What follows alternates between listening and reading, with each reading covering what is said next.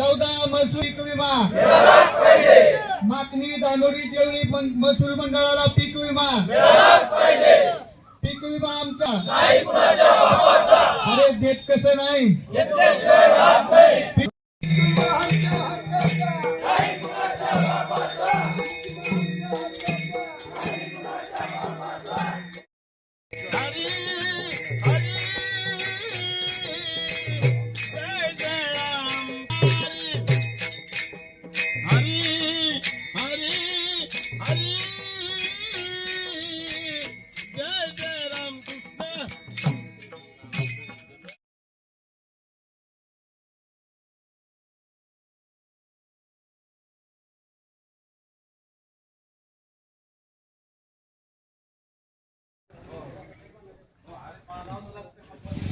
नमस्कार, मी अनिल जगताप।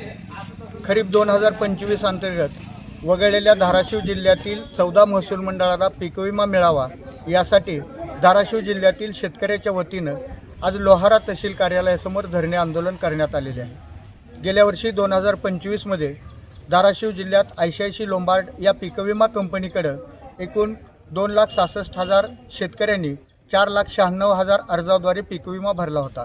यासाठी शेतकरी केंद्र आणि राज्याचा हिस्सा मिळून 130 कोटी रुपये कंपनीला दिले गेले होते।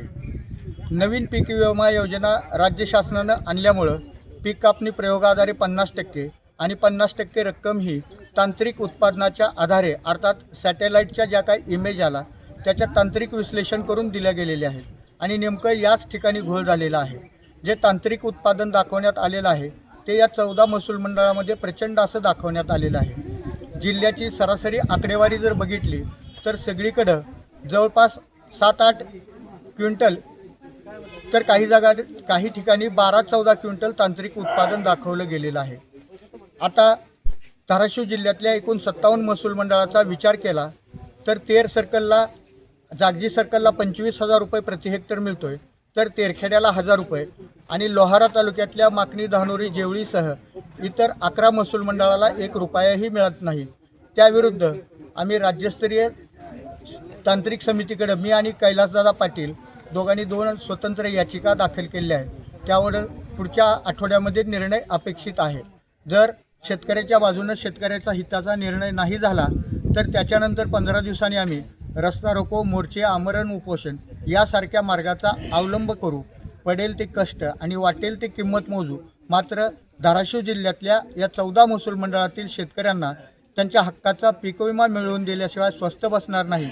त्या प्रक्रियेचा पहिला भाग म्हणून आज लोहारा तहसील कार्यालयासमोर धरणे आंदोलन पार पडलेले आहे। शेतकरी एकजुटीचा विजय असो।